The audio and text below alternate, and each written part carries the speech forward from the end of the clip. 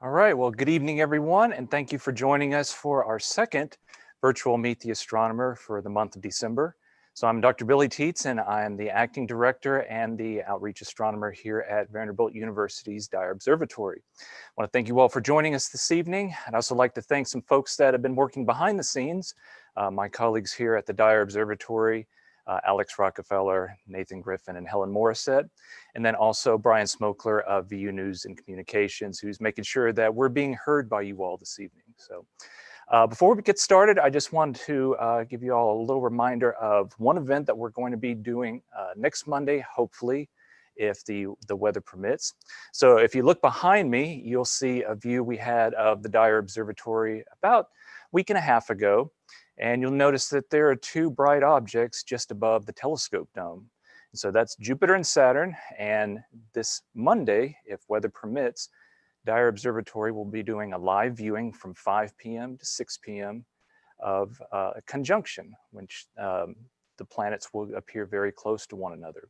So this is a very special conjunction because the planets will not have appeared this close to one another in our sky for at least 400 years.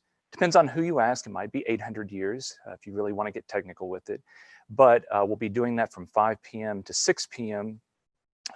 This coming Monday. So go to our website. There's a link to the live view. I'll be there answering questions, describing what we're seeing. But I also want to encourage every one of you on the next few nights to go out and look at these planets with just your naked eye and watch them get closer and closer over the coming few days, because it'll be another 80 years before they will appear this close together in our sky. So for some of us, it might be a once in a lifetime event, so make sure not to miss it. So I want to introduce our speaker tonight. So Dr. David Weintraub received his bachelor's degree in physics and astronomy from Yale in 1980, and then went on to get a PhD in geophysics and space physics at the UCLA in 1989. He's professor of astronomy right here at Vanderbilt University, and his research focuses around the formation of stars and planets. He also is the founder and he directs the Communication of Science program at the university as well. He was the 2015 winner of the Klopstad Award from the American Association of Physics Teachers, which recognizes the outstanding communication of the excitement of contemporary physics to the general public. In his spare time, he is also a prolific author. He has written a few books that make great stocking stuffers. The first one that we'll mention tonight is Life on Mars, What to Know Before We Go. That was published in 2018, and it's been translated into Chinese, Korean, Spanish, Turkish, and Polish. Tells you right there it's going to be very interesting, and was released or re-released in an updated paperback edition just this past November, and just in time for the arrival of the NASA and European Space Agency rovers to Mars this February. His previous books also include Religions and Extraterrestrial Life in 2014, How Old is the Universe? And then last but certainly not least is Pluto a Planet? So be sure to check these out. They're all great reads, lots of info in there. Dr. Weintraub has been a very close friend of Dyer Observatory for about 2 decades now. He's very passionate in education and outreach to the public, and that's our mission here at the observatory. So he works with us on numerous occasions every year in our space camps, in our lectures like tonight, even helps out sometimes at our Bluebird on the Mountain concerts. So I can't say enough good things about him. But tonight, he's going to be discussing a topic that's been in the news lately. With this planetary conjunction coming up, a lot of people have been mentioning the Star of Bethlehem. But tonight we're going to have a discussion about if astronomy can possibly explain the Star of Bethlehem. So we encourage you to ask questions. We have a chat feature on YouTube. Be sure to put your questions in there. And as they come to your mind, enter them then. Don't wait to the very end. And once we get to the end of the program, then we'll be taking questions, and we're going to try to get to as many of those as we possibly can. So without further ado, Dr. Weintraub, thank you so much for joining us tonight. It's always a pleasure to have you speaking. So let me turn the program over to you. Thank you, Billy.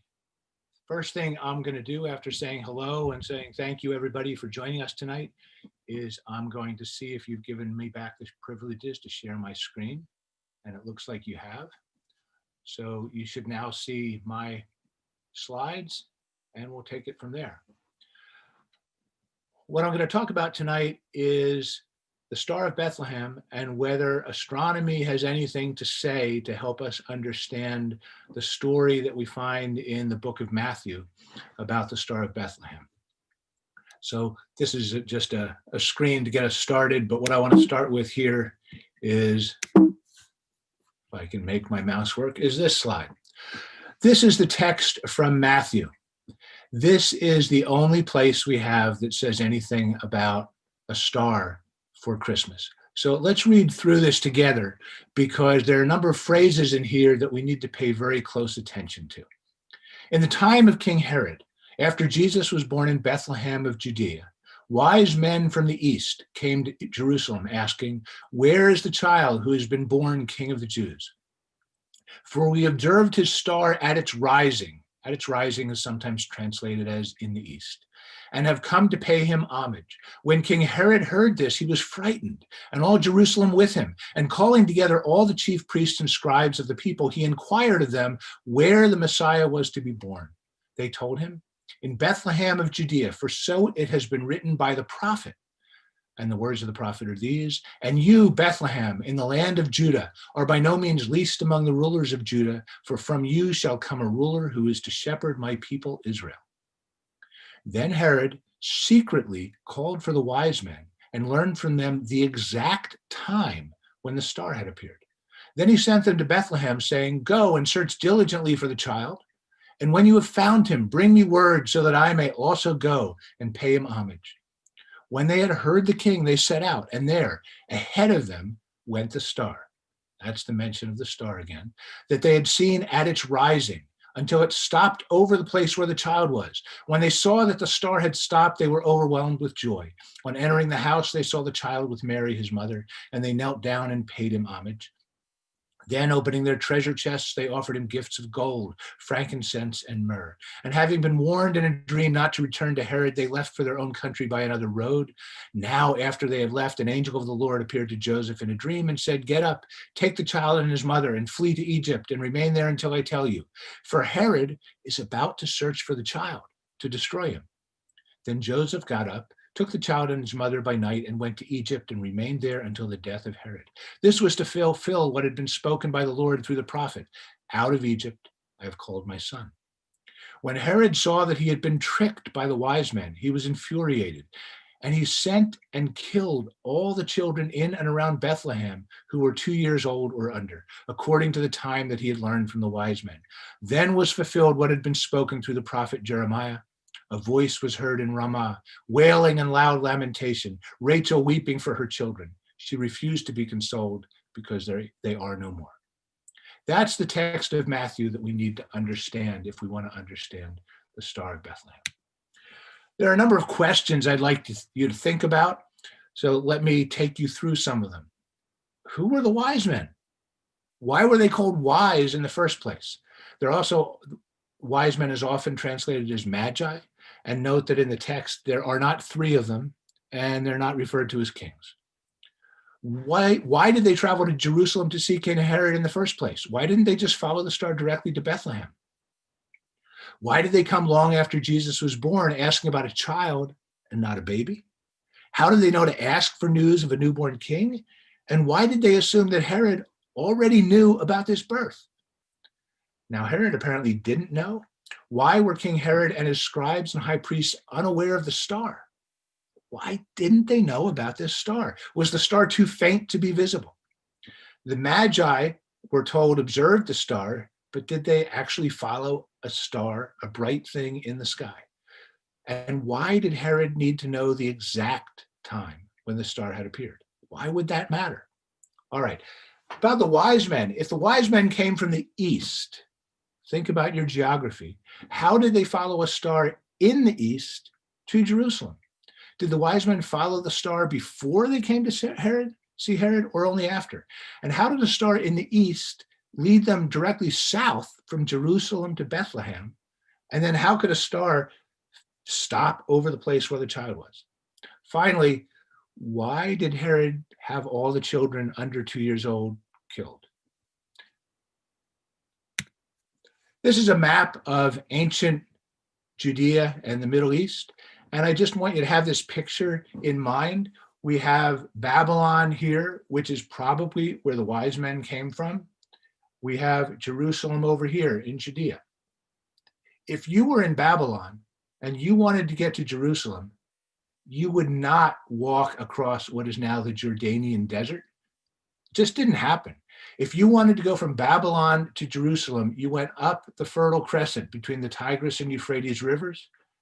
You ended up here in Syria, and you came down the coast, down through Lebanon, and you ended up in Jerusalem. You did not go from Babylon directly west to get to Jerusalem.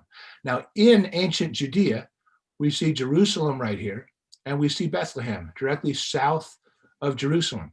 So the wise men came to Jerusalem to see King Herod, and after seeing King Herod, they followed the star in the east. East is to your right, and they went south to Bethlehem. That doesn't make a whole lot of physical sense. Perhaps we need a different explanation. Was the Star of Bethlehem a comet? No. A comet would have been visible to everybody, and King Herod and his wise men had not, they were ignorant of this bright thing in the sky. In addition, comets were ignored by anybody who had been looking for a good omen 2,000 years ago. People generally feared comets. Comets were harbingers of disasters. They foretold the deaths of kings. Historically, we know that a comet appeared in 44 BCE. This was just after the assassination of Julius Caesar. Augustus Caesar argued that the comet was the wandering soul of Julius Caesar. That's not good news. The historian Pliny the Elder remarked that the only place in the whole world where a comet is the object of worship is in a temple at Rome. Nobody worshiped comets. Nobody thought comets were good things. Another comet appeared in year 64 CE. In that year, great fires swept through Rome, and Emperor Nero had many leading citizens killed. He was trying to fend off conspiracies. 4 years later, he committed suicide.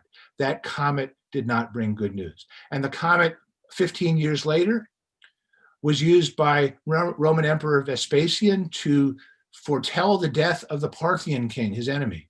The Parthian king didn't die, but Vespasian died that year. Not good news. Ptolemy, the greatest astronomer of antiquity, about a century later, commented in his writings that comets naturally produce misfortune. You cannot explain the Star of Bethlehem as a comet. Could the Star of Bethlehem have been a supernova? No. Supernovae would have been bright and visible even in the daytime sky to anybody who looked. And again, King Herod and the wise men had no idea there was a star in the sky. They had to ask about it. Supernovae would have been ignored, but more to the point, the wise people at the time didn't actually believe that bright new stars could exist at all. Aristotle had said that no new stars could come into existence. Aristotle said the heavens were immutable. They were perfect. They were unchangeable. So no one would have been looking for a new star because nobody believed that new stars could even exist. They weren't possible. An ancient astronomer, Hipparchus, may have observed one in 126 BCE, but he gave it no significance and it was roundly ignored. Chinese astronomers did observe a supernova in 5 BCE. This is close to the right era, but there's no record of that supernova being seen in the Western world. Supernovae were just not on anybody's radar screen for paying attention to them, not a supernova. Could the Star of Bethlehem have been a planetary conjunction like the one we will have next week? And my answer is maybe, kind of, sort of. We're going to see that planetary conjunctions play a role in the story I'm going to tell you, but not because they are bright things in the sky. They're important because of what they signify. In this wonderful image, you've got the moon on the top right, you have Venus in the upper left, and then Jupiter at the bottom right. It's a wonderful conjunction, but this is not what the Star of Bethlehem was. The Star of Bethlehem, if there was any Star of Bethlehem at all, was not a bright object in the sky or collection of objects in the sky for anybody to look at. Let's go backwards now. We need to learn a bit about what astronomy was like 2,000 years ago. And I want to start with the Babylonians. Prior to the 6th century BCE, the Babylonians had made systematic observations of the heavens for a long time. They recorded observations for more than 1,000 years. And in 748, they began to make regular, almost daily observations. And from those observations, they discovered something. In this image, you see a time-lapse image of the sky where stars rise in the east. They go around these circles centered on the North Star, and they set in the west. This is because of the rotation of the Earth, but the ancients, of course, thought that the Earth was fixed at the center of the universe, and the stars went around the Earth in big circles, and you see those circles here. The Babylonians observed the sky, and they discovered that the planets have periods, and we'll see how the planets move through the stars in a few minutes. But they discovered that Mars had periods of both 47 and 79 years. They discovered a period for Jupiter of 71 and 83 years, for Saturn of 59 years, for Mercury of 46 years, for Venus an astounding 1,151 years. They discovered a cycle of eclipses we call the Saros Cycle, which is more than 6,000 days in length.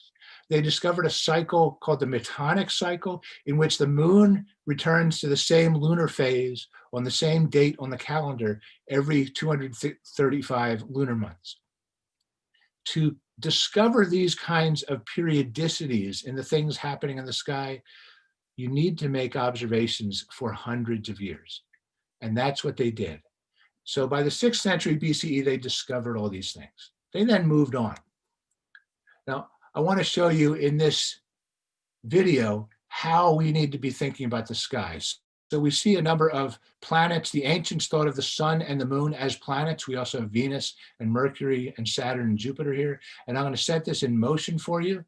And as the planets move, you see the moon moving through the image. You see the planets moving. The planets are known to the ancients as wandering stars. That's what planet means in ancient Greek, wandering star.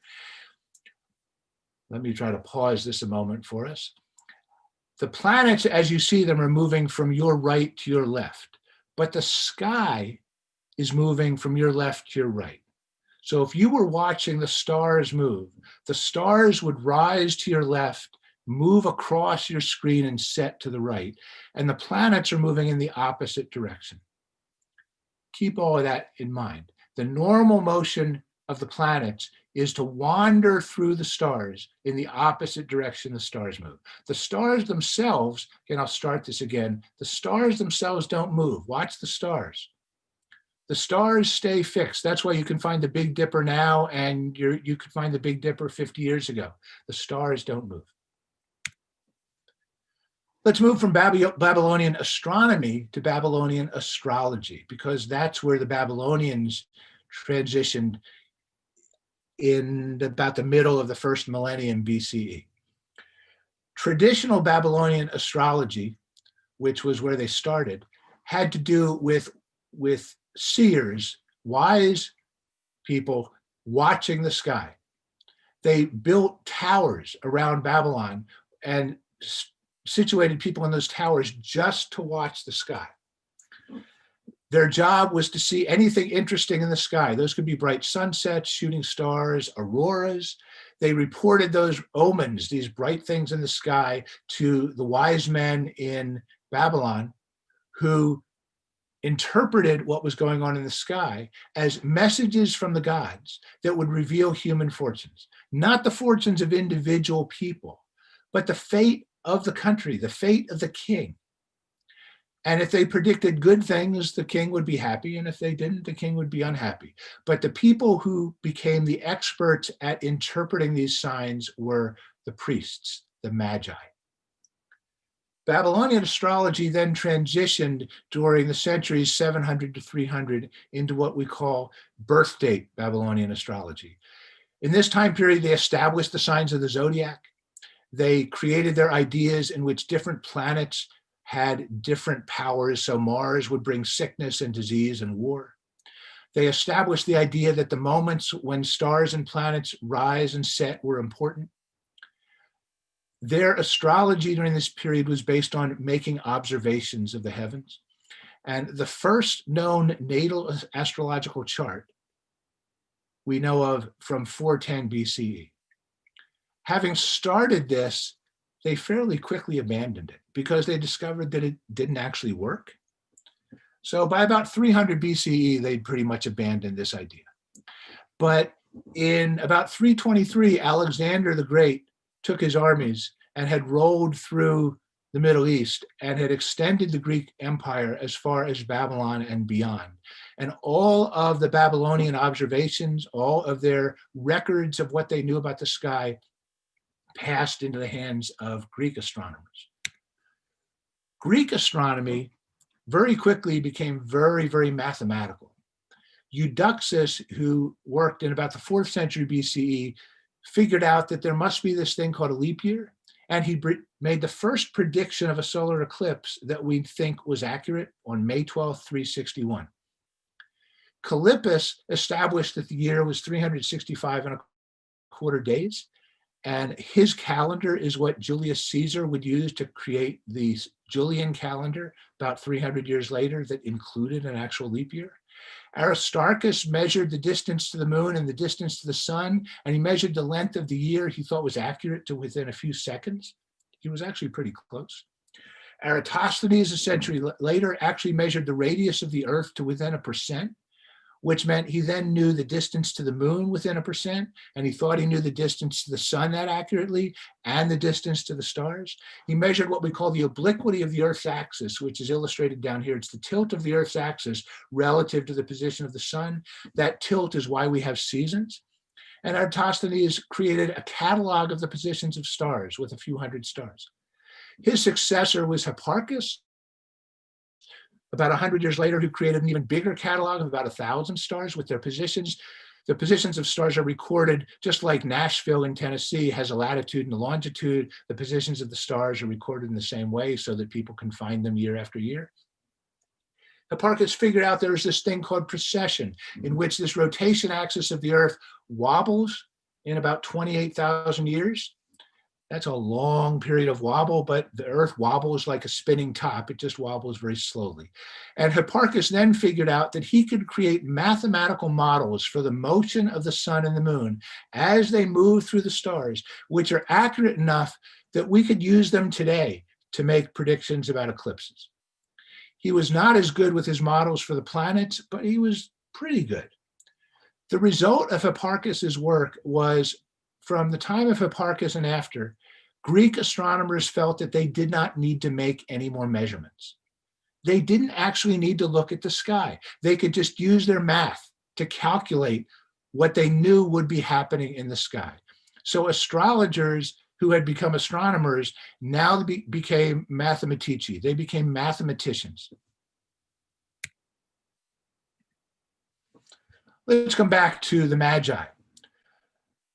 The Magi is the root of our word magician. The title was originally given to Zoroastrian priests who were beaten and slaughtered by King Darius in the 5th century BCE when they tried to take the throne. But over time, the title lost their connection to the Zoroastrians, and the title became exclusively associated with the seers, the folks who could predict the future. They could do all sorts of things. They could heal the sick, they explain physical phenomena, interpret dreams and omens, but they were most particularly known for their astrological practices. Herodotus, the Greek historian, wrote that a Magos was one of the priests and wise men in Persia who interpreted dreams, and Tertullian, 600 years later, wrote that the East considers Magi almost as kings. Tertullian's words probably are where we developed the misinterpretation of Magi as kings. So what we know is the Magi were esteemed advisors to kings. They were indeed wise men. And since wise men, the Magi practiced astrology, maybe we should look at Matthew's story in its astrological context. So that's what we're going to do. Who would have paid attention to astrologers? The Greeks. were living in a Greek world in Judea 2,000 years ago, and the Greeks were big fans of astrology. Astrology fit into the philosophy of Stoicism, in which the fates determined the fate of the world. You didn't. Who would not have paid attention to astrologers? The Jewish people in Judea. They did not practice astrology. King Herod, Jewish, his advisors, Jewish, they would not have been paying attention to any astrological portents. They would have been ignorant of the astrological predictions of the Magi. That might be why they didn't know there was a bright star, because there wasn't a bright star, but there was an astrological prediction. What about Matthew? The Gospel of Matthew was written sometime in the years 70 to 90 of the Common Era, and the evidence suggests that the person who authored this Gospel was a Greek-speaking Jewish Christian living probably in Antioch in Syria. And his audience, the folks who read his Gospel, would have been very knowledgeable about astrology. They probably even practiced astrology. So he could have been trying to convince them of an idea by including astrological ideas in his gospel. Why would King Herod, who didn't believe in astrology, have granted an audience to some astrologers? Because they were respected wise men from another country, another land. So he would have granted them an audience to find out what they had to tell him. In the text of Matthew, there's a prophecy. And this prophecy points back to the prophecy of Balaam, who is a prophetic oracle in the Old Testament. According to the prophecy of Balaam, there shall come a star out of Jacob, and a scepter shall rise out of Israel, and shall smite the corners of Moab, and destroy all the children of Sheth. This story was used for centuries as a prophecy predicting the coming of Messiah. The Messiah would destroy the enemies of Israel.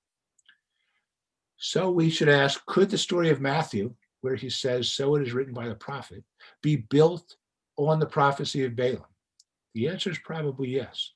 This could be a story that was invented to convince readers and to establish Jesus as the prophesied Messiah. Was a Messiah anticipated by the Jewish community 2,000 years ago? Yes, quite eagerly. It was a tough time. King Herod had taken full control of Judea in 37 BCE. He was ruthless. He was a despot. He executed 3 of his own sons. It was a rough, rough time. Within the Jewish community, many turned to faith. They listened to fundamentalists who were predicting the Messiah would come. The messianic fervor persisted for more than a century. So the idea that there might be some wise men who would look to the skies in the form of an astrological forecast that would say there's a newborn king somewhere, that would be something that is reasonable to expect. If we're going to do astrology, we need to know when to look in terms of time. So we need to understand the calendar. Most scholars believe Jesus was born during King Herod's reign. He reigned from 37 to 4 BCE. But those dates depend on understanding the calendar itself. The modern calendar that we use was established in the year 553 by Dionysius Exiguus, Dennis the Little. He was a Christian monk in Rome, and he proposed a new calendar based on the birth year of Jesus. Instead of saying this is the 15th year of the reign of whomever, he said, let's establish a calendar based on the birth year of Jesus. So he added up the reigns of all the Roman emperors since the time of Jesus, added them all together and figured out when Jesus was born, and set Jesus's birthday as the 25th of December, 1 BCE.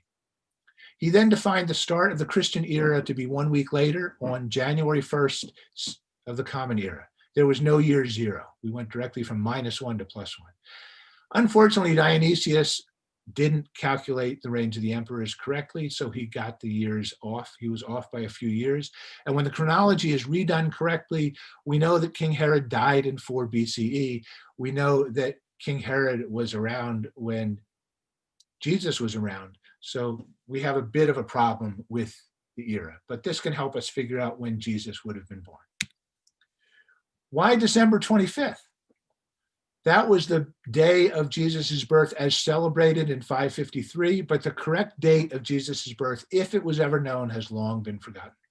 Clement of Alexandria in the 2nd century theorized that Jesus was born in the spring, either April 20th or 21st or May 20th. In the 4th century, the early Christians celebrated the Epiphany on January 6th. They didn't celebrate Jesus' birth. The early church was not interested in celebrating his birth, but was focused on the baptism and resurrection. The earliest reference we have to December 25th is a calendar from 354. But why December 25th? It did not correspond to the Roman festival of Saturnalia that ended by December 24th. In the year 275, Roman Emperor Aurelian decreed that December 25th was the birthday of the unconquerable sun, S-U-N, not S-O-N.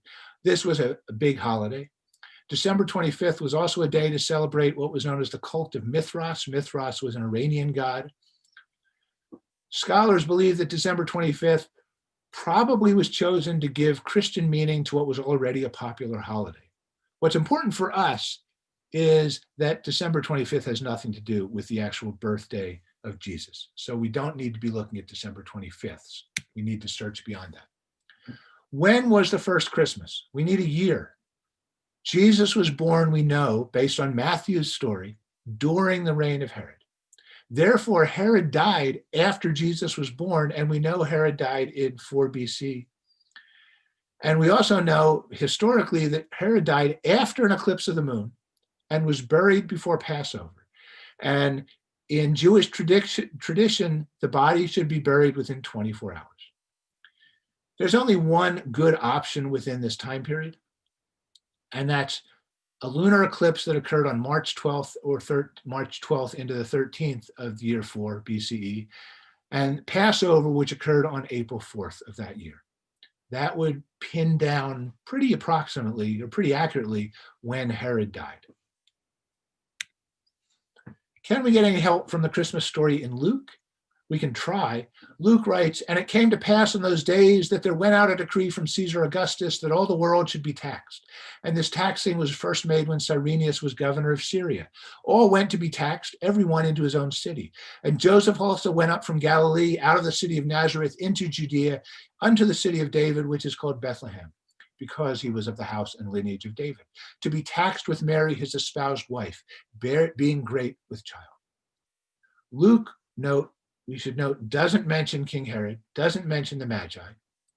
Cyrenius is also known as Quirinius, who was the governor of Syria. Tertullian in his histories held that Saturnius, not Quirinius, was governor at the time of Jesus' birth. And the Jewish historian Josephus places the date of this census as year 6 of the Common Era, not year 4 or thereabouts. This passage from Luke seems to be historically wrong. It's not going to help us, but maybe Luke can help us otherwise. Luke writes that the annunciation of the conception of John the Baptist was in the days of King Herod of Judea. Luke also places Jesus' birth 15 months after the annunciation of John the Baptist. So Jesus may have been born 6 months after John the Baptist. If John was born when Herod died, the latest possible date would be April 4th of 4 BCE. And the latest date Jesus could have been born was October of 4 BCE. Luke also says that John the Baptist began preaching in the 15th year of the reign of Emperor Tiberius, and we know the years that corresponds to. And Luke also says that Jesus started his ministry after that time when he was about 30 years old. So if about 30 means 27 to 33, then the birth must have been between 2 and 6 BCE, which is consistent with 4 BCE, but not consistent with the census of year 6 CE. So we're starting to bracket the time frame when we can look for an astrological series of events. What about that account of Matthew in which Herod murders the 2-year-old children after the Magi didn't return? Why should he kill all the children 2 years or younger? And I want to note here that there is absolutely no corroborating historical evidence that this ever happened. It only appears in the Matthew story. But what does it tell us? The visit of the Magi occurred 2 years after the birth of Jesus, and Herod was still alive at that time, which means the birth occurred probably in year 6 BCE or earlier. So we've got a range of times, maybe year 8 to year 4, but probably in about year 6 is right. If Jesus was born in 6 BCE, then 2 years later, Herod would have wanted to kill all the 2-year-olds or anyone 2 years old or younger. Now let's take a look at some details of Greek astrology and figure out what we need for a royal horoscope. If we want a birth of a king, we need to know what kind of astrological portents would tell us that there's a king who's been born. Remember, a horoscope's an abstract representation of the sky at the moment of someone's birth. The positions can be determined by calculation. You don't need to look in the sky to see this, certainly not for the ancient Greeks who'd figured out how to do these calculations. And what we need is a regal horoscope for about the year 6 BCE. Also keep in mind, a horoscope is not about what can be seen in the nighttime sky. Objects in a horoscope could be below the horizon, or they could be up in the daytime. What do we need for a good horoscope? We need to know about the planets. Each planet has certain properties which cause certain kinds of influences. The planet's influence change depending on what constellation it might be in, or even the individual degree in the sky where you find that constellation, or that planet within a constellation. The horizon, the eastern and western horizons, have particular powers and influences. The ascendant position is the part of the zodiac right on the eastern horizon where objects are rising into your sky, and that spot had special powers. The sign of the zodiac mattered. Different countries were connected with different signs of the zodiac, and different signs of the zodiac had different properties. And the entire sky matters, what's above the horizon and what's below the horizon. There are also what are called aspects, which are triangles or squares or hexagons in which you connect different parts of the zodiac in this circular zodiac sign that you see here. Regal principles, there are a lot of them. None are rare by themselves, but if you put a bunch of them together, you've got a good horoscope. What are known as exultations are specific locations along the zodiac where a planet is exalted and assumes omnipotent powers.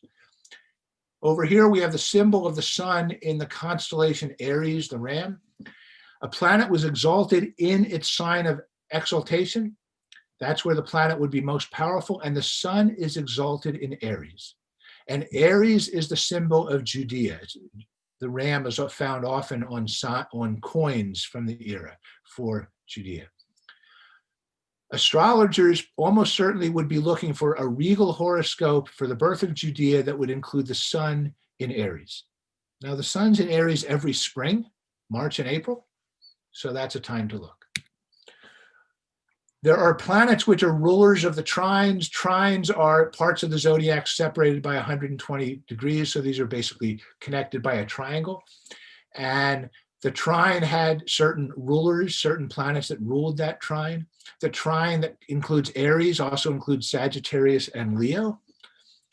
Aries, again, is the most important sign for Judea, and the planets that rule the trine for Judea would be the Sun and Jupiter and Saturn. The rulers are the Sun and Jupiter, the Sun in the day and Jupiter at night. We also want to think about what were known as royal stars, and planets were stars, assumed to be stars at the time. A bright star is most important if it's in conjunction with the moon. Now we can think a bit about this conjunction that happens next week with Saturn and Jupiter. But if a bright star is in conjunction with the moon, that's important. Even better would be if the star is eclipsed by the moon. And because planets were stars, if Jupiter is eclipsed by the moon, that would be a big deal. Jupiter is at its most powerful if it rises just before the sun.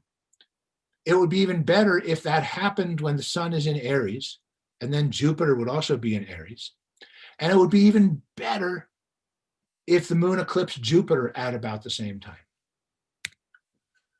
So the Magi, being mathematical astrologers, would have studied the planets to find out which planets would be in trine 1. Ideally, they'd be looking for a moment when the sun and Jupiter and Saturn all were in Aries. And since the sun is in Aries, you can see in this illustration here, here's the constellation Aries, over here is Taurus, on the right is Pisces. If the sun is in Aries, then Aries is up in the daytime. You can see the sun, but you can't see the stars in Aries. It's daytime. And if Jupiter and the moon and Mars and Mercury and Saturn are all up with the sun, you can't see them either. If all these three planets are in Aries, the sun, Jupiter, and Saturn, the stars in Aries, this would be an incredibly powerful portent signaling regal blessings for Judea.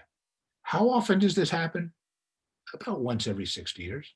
It's not rare, but given lifespans 2,000 years ago and even now, something that happened once every 60 years for most of us is a once in a lifetime occurrence. It's a rare event. Cardinal points. Let's talk cardinal points. We have the horizon to your left. Think of you as standing here in the middle, and on your left is your eastern horizon. The sun would be rising here at dawn. To your right is the western horizon. This would be where objects descend below the horizon. So you have the ascendant point, the descendant point. Straight above you, what astronomers call the meridian, is midheaven, when the stars and planets are straight up. And then we have the anti-midheaven. This would be where the sun would be at midnight. A planet in any of these four locations is more powerful, more influential than if it's in between the four locations. The ascendant cardinal point and the midheaven cardinal point are the most powerful cardinal points, especially for regal horoscopes. So we'd like the sun and the moon and Jupiter, maybe even Saturn, to be ascendant or in midheaven for a regal horoscope.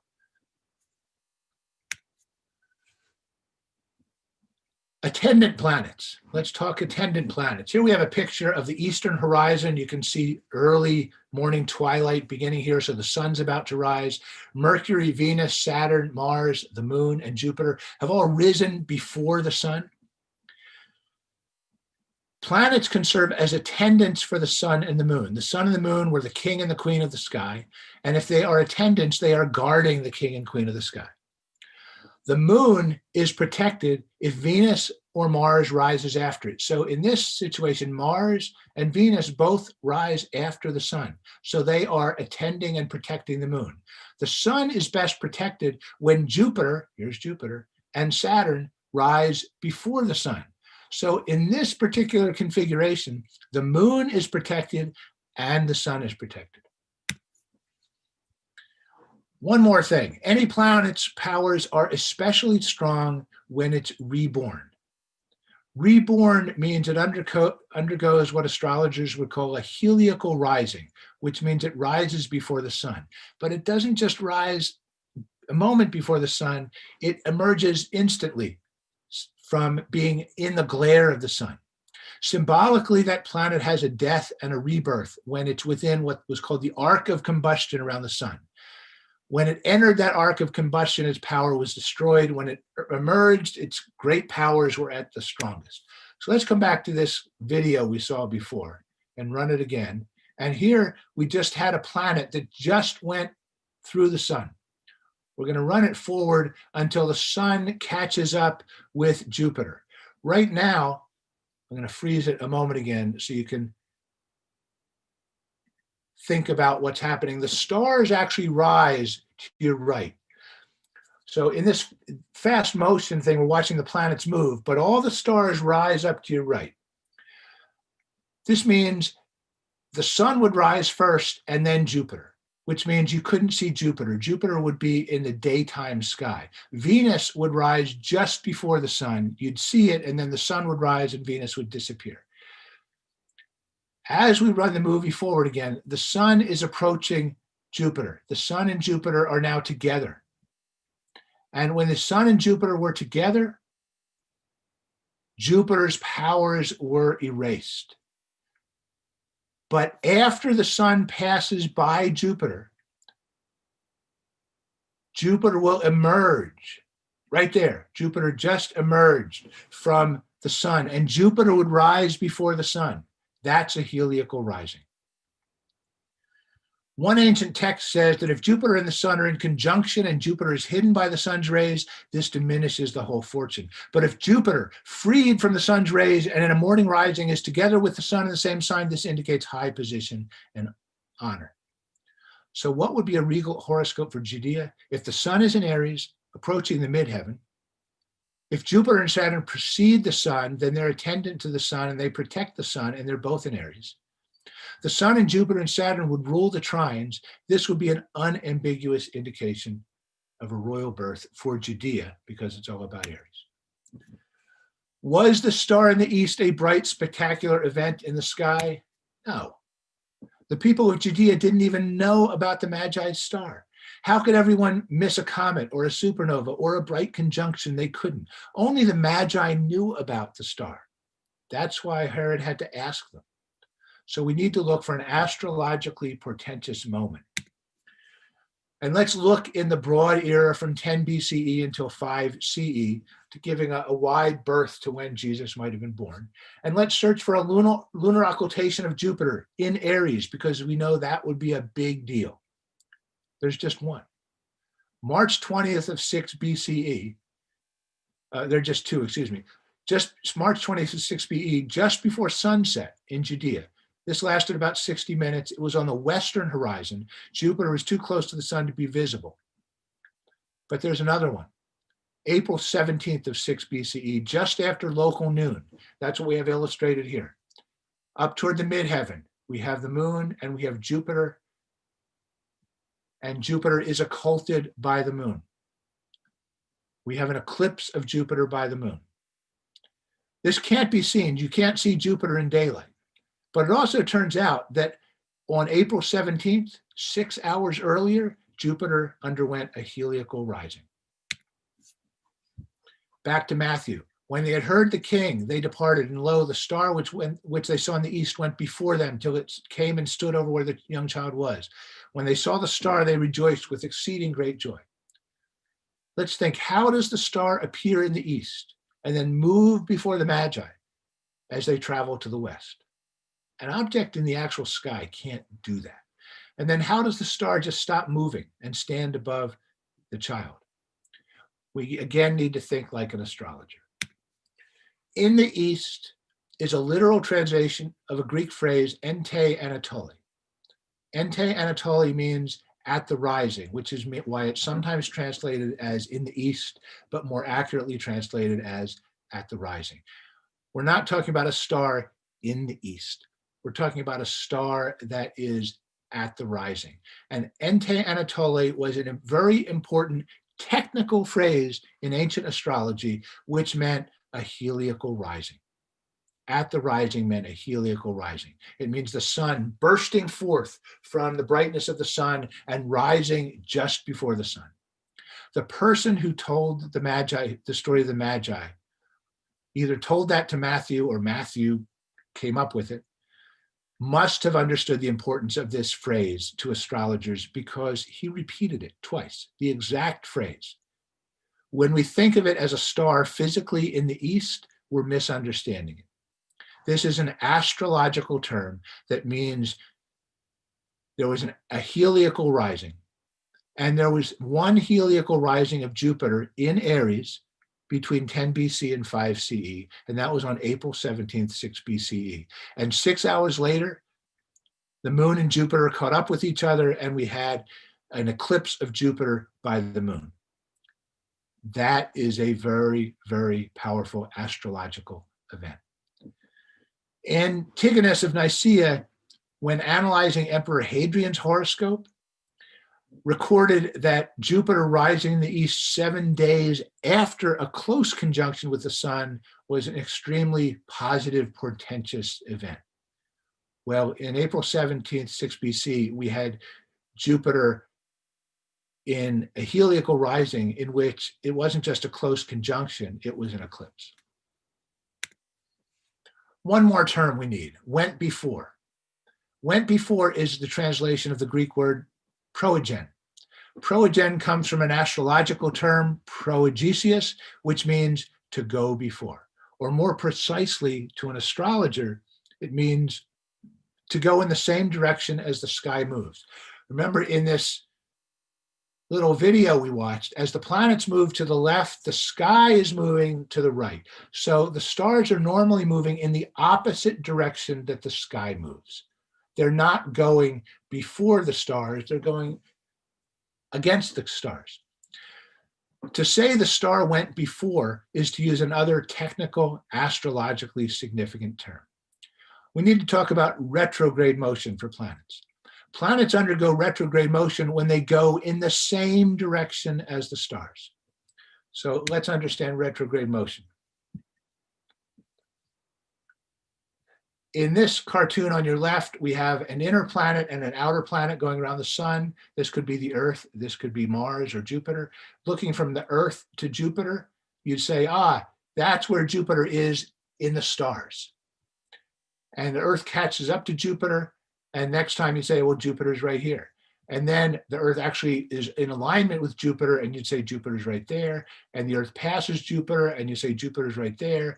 And then the Earth is here, and you say Jupiter is here. And it looks like Jupiter moved this way, and then turned around and went that way, and then turned back around and went that way. Jupiter didn't do any of those things. Both planets kept moving in the same direction around the sun. But as seen from the Earth, when we lap a planet, an outer planet, we see this retrograde loop. This picture is another illustration of the idea of a retrograde loop. Here's another idea. When the star stops in a retrograde loop, that's this point or this point. The star was moving in one direction and it stopped.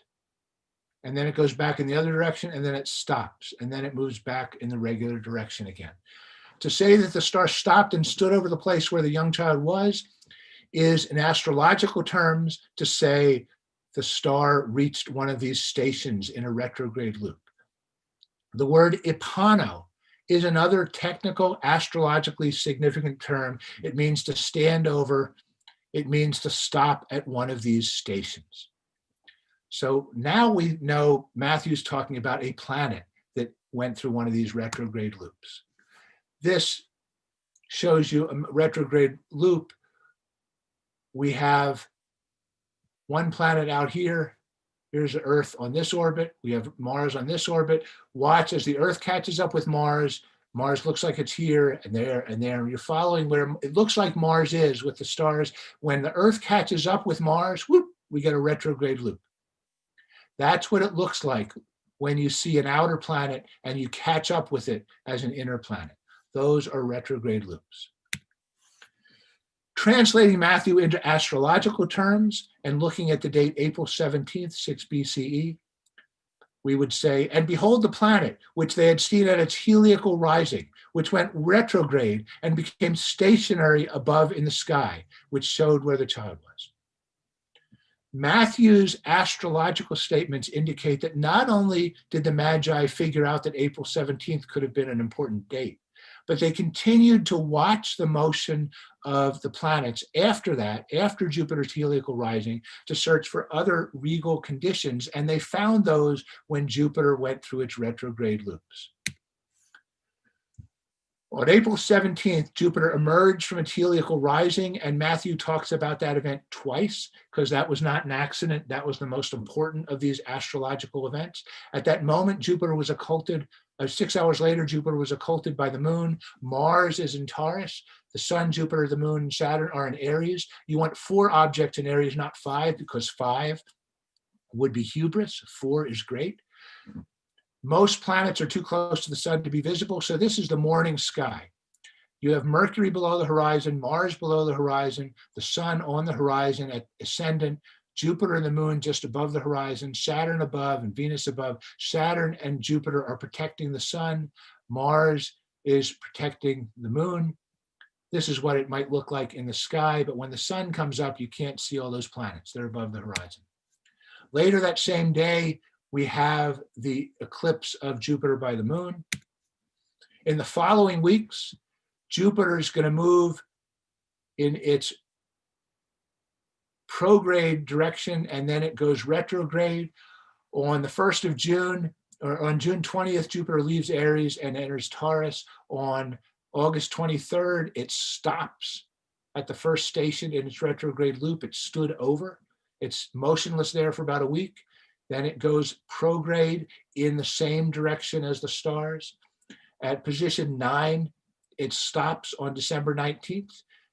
and it stands at that station, and then it goes backwards again. On the 19th of December, when Jupiter stops at point 9 in our illustration here, the principle of the trines is fulfilled. Aries and Leo and Sagittarius are all occupied by their rulers.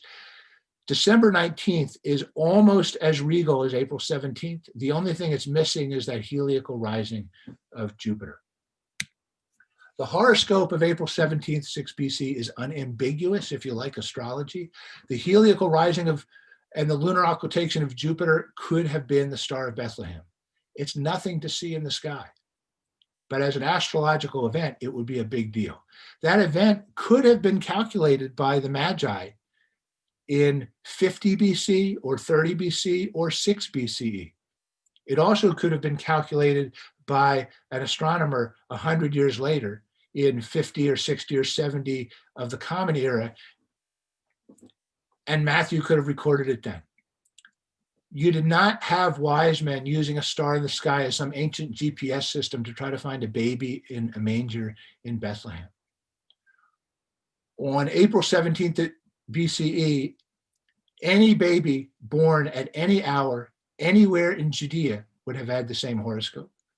So the astrological story would point to the birth to a regal birth anywhere in Judea on that day. And if, according to Matthew's story, the Magi show up in Jerusalem and ask Herod about it, he would have known that any child under 2 could have been that newborn king, which is why you'd have that story of killing all the children under 2. Why did Matthew write in astrological terms? Because the Jews didn't practice astrology, but that wasn't his audience. His audience was anybody he might be able to convert to this new religion called Christianity. The Jews were waiting for a fulfillment of the prophecy of Balaam, the star out of Jacob, so let's call it a star. Matthew is a message to the entire Hellenistic world, where astrologers wielded an enormous amount of influence. To his readership, astrological prognostications would have been taken very seriously. Everything in the Matthew story could be some kind of imaginative fabrication drawn up decades after the death of Jesus. Astrologers could have calculated backwards and said, we have this person that we claim is the Son of God. We want to convince people that he is the Messiah. Let's look for a horoscope to justify that claim. And they found a horoscope, April 17th, 4 BCE, 6 BCE. That date of the horoscope fits well as the time when Jesus could have been born. And in this way, Jesus's messianic message would have been used to reinforce his authority as divine, at least to those who were inclined to listen to evidence from astrology.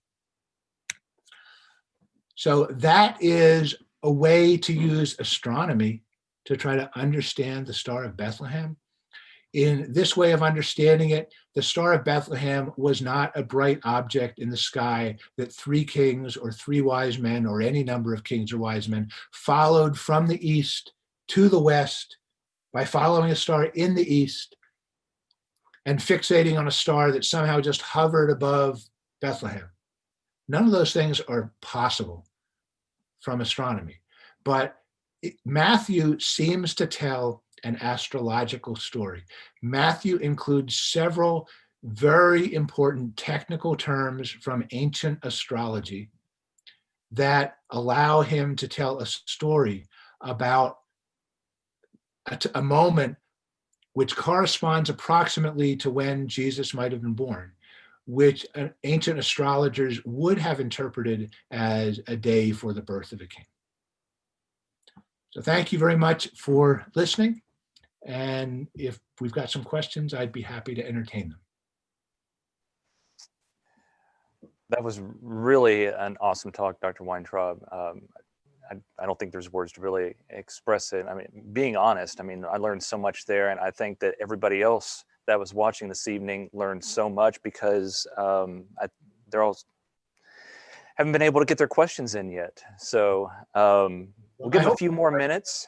I hope people aren't disappointed to think that maybe there was no bright star in the sky, but it's interesting to think that what Matthew wrote could actually have been in some technical way right.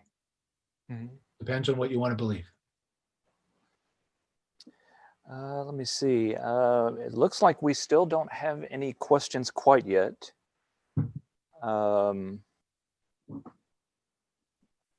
we've got somebody saying mind's blown. So I think that's what's happening is we just got so many people that are just wowed.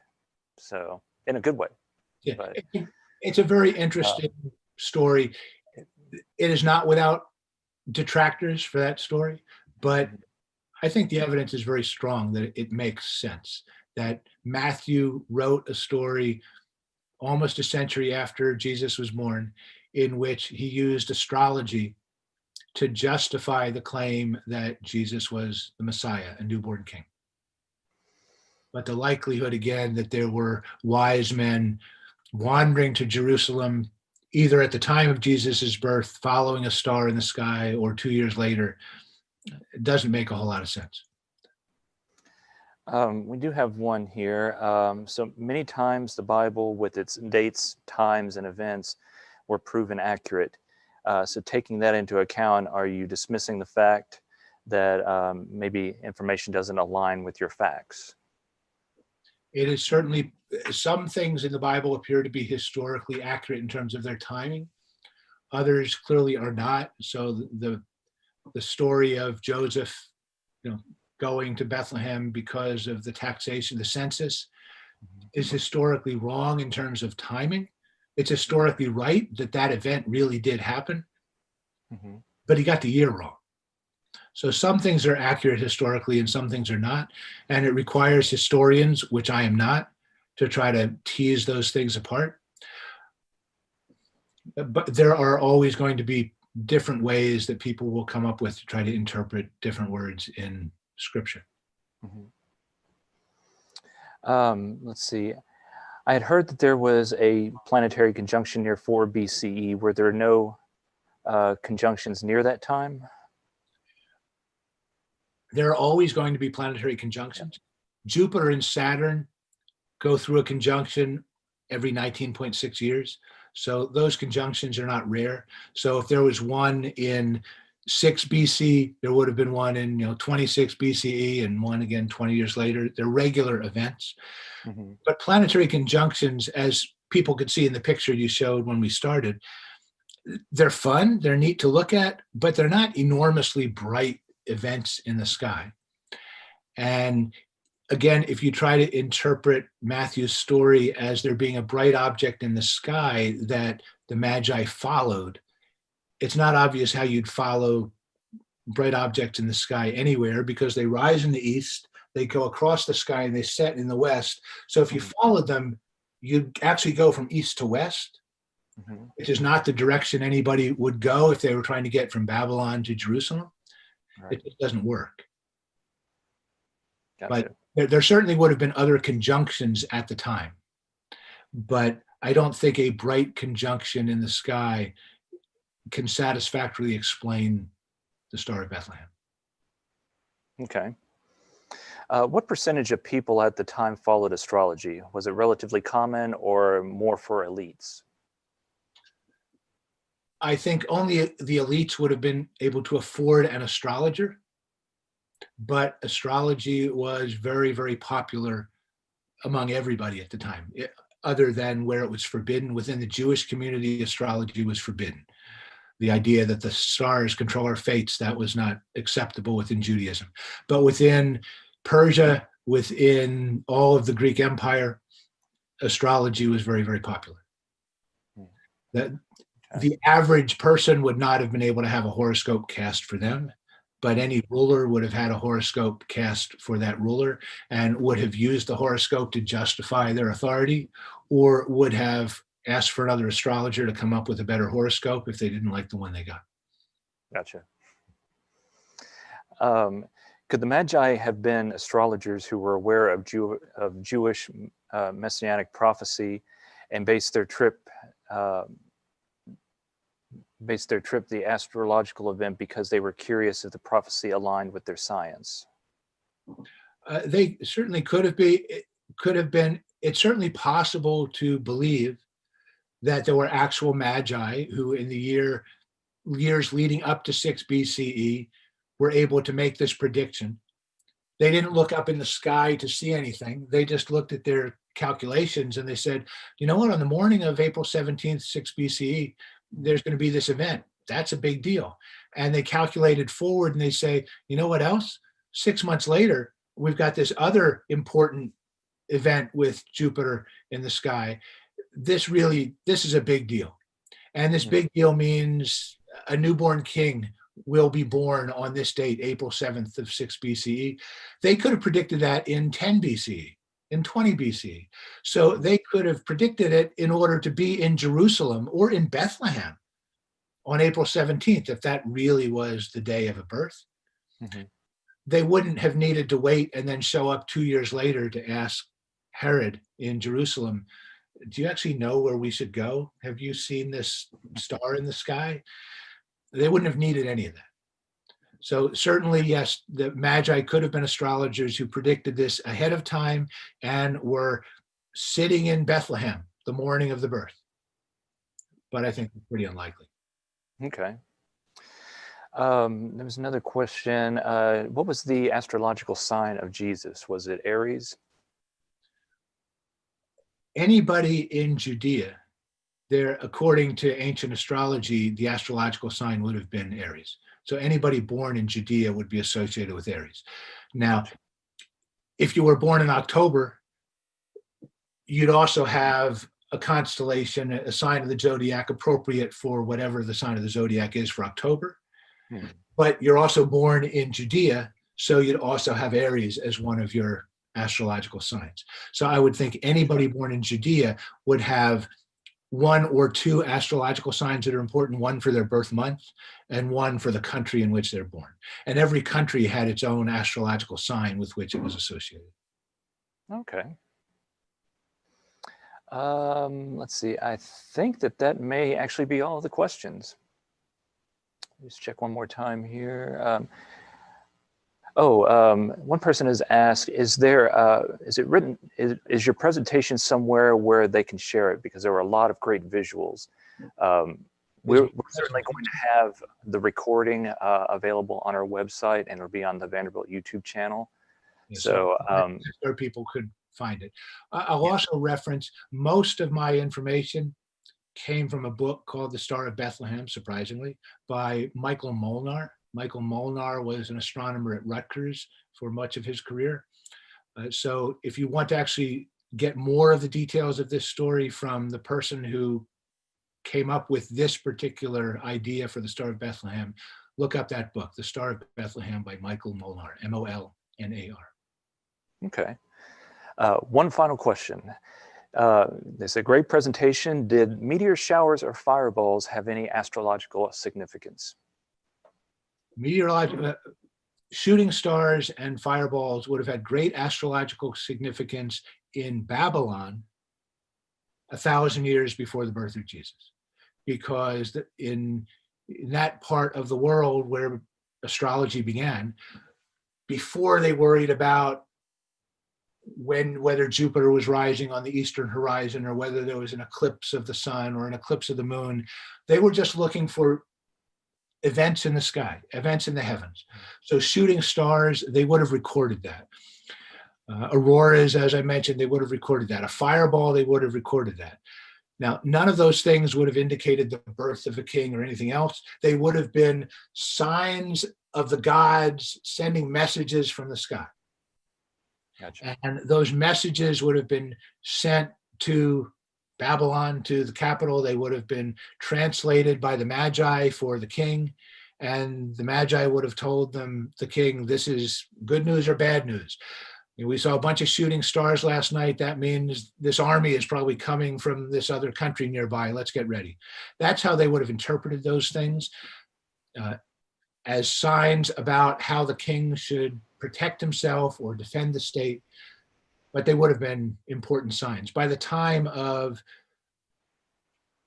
birth date astrology, as practiced by the Greeks 1,000 years later, shooting stars were not important. Fireballs would not have been important. Okay. Well, thank you so much, Dr. Weintraub. That was an incredible presentation. And for those that came in late to it or want to share it, we certainly encourage you all to share it. We will have the link still available for this presentation for quite a while, and then we will have it archived on our website. But it'll be around for a very long time. So be sure to come back to our webpage, and the link will be there. Like I said, it'll also be on the Vanderbilt YouTube page. But Dr. Weintraub, thank you so much for the lecture tonight. I think it's a great way to end our 2020 season, and we look forward to having you back next year for another lecture at some point. And everyone should get out next Monday and look at the conjunction, because it is a beautiful once-in-a-lifetime event to have those two planets so close together. It's a fun thing to get out and see something like that, and everybody should have a Merry Christmas. All right, well, thank you very much. Yes, and I'll just add to that, if the weather permits on Monday, from 5 p.m. to 6 p.m. Central Time, we will have a live viewing from our telescope. It'll be virtual, but if you don't have a telescope at home, you can get a look at what it would look like through a telescope. But again, definitely go out and check it out for yourself. And remember, it's only going to be from about 5 p.m. to 6 p.m., and then they're going to be setting soon after that. So don't go out at 10 o'clock looking for the planets. But thanks to everyone who's joined us tonight. I hope you all have a very happy holiday season, and we look forward to hopefully seeing you all in person in 2020, but we'll definitely continue, or excuse me, 2021, but we will definitely continue our virtual outreach in 2021 as well. So thanks to all my colleagues at Dyer Observatory, and also Brian Smokler from VU News and Communications. And so hope everyone has a great holiday. Good night. Good night.